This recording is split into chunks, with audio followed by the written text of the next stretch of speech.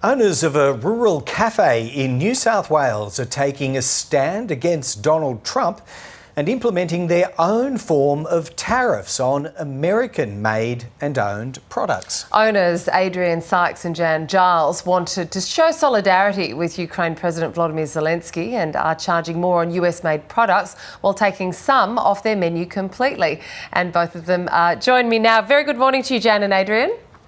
Hi there, guys. Catherine. Now, I can't help but notice an upside-down American flag behind you, which I'm going to ask you about in just a second. But I want to start with the tariffs. What are you imposing, how much, and on what products?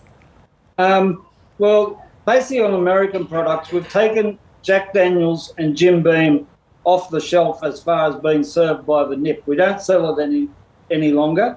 But with Coca-Cola and Jim Beam and Cola, we've imposed a $1 tariff on Coca-Cola, $2 tariff on Jim Beam and Cola, and we'll add that up at the end of the quarter, and the cafe will match that, and the money will go to the Ukraine appeal. Okay, so tell me why you're doing this. You're standing with Ukraine on this. What was the motivation behind this? Because as you know, in the last week, and indeed the last couple of months, tariffs have been front and centre in mainstream media.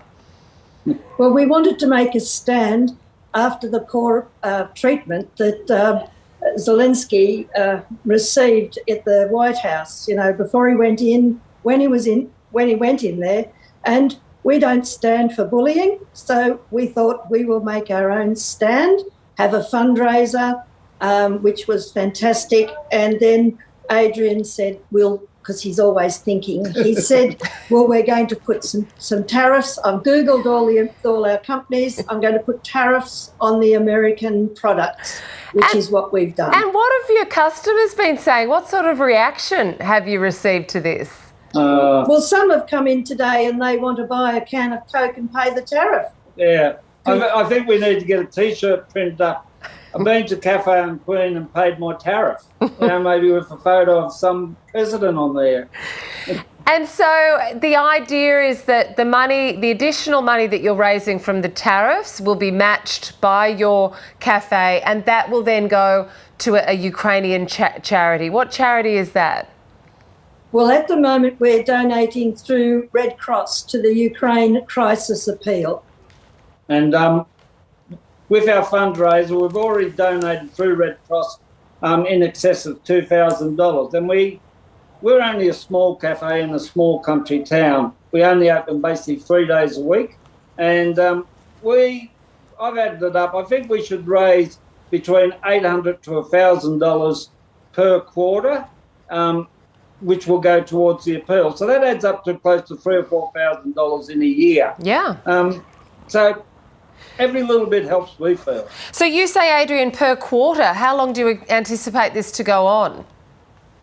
Well, basically until Mr. Trump changes his attitude towards President Zelensky and, shows some support for the Ukrainian people. And do you expect that the behaviour that people might observe from you two might catch on elsewhere? Oh, my goodness, it's overwhelming, the support we've had. Nationally, we've had people from Western Australia, Brisbane, and, after their cyclone, they're still ringing Lismore, Victoria, all through New South Wales. Yesterday, we were on the phone doing interviews. It has been overwhelming. And one fellow suggested that his cafe in North Strathfield do exactly with the tariffs as we've done here at Cafe on Queen. And we've got a radio interview with New Zealand on Monday. We've got a commercial channel who's been in contact with us and may send a crew out or do a Zoom call. I say it's gone feral, but I think the actual word is viral. I'm a bit of a dinosaur. I was going to correct you.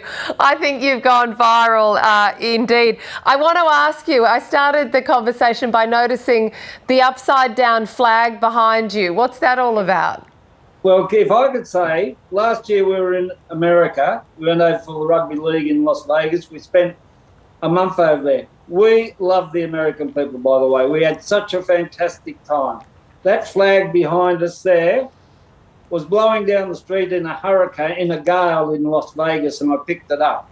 And we hung it up in the cafe after we got home. But with what's going on in America today, hanging a flag upside down is an international sign of distress. So if it's flying on a ship or whatever, it means they're in distress. We feel America at the moment is in a state of distress. So it's upside down.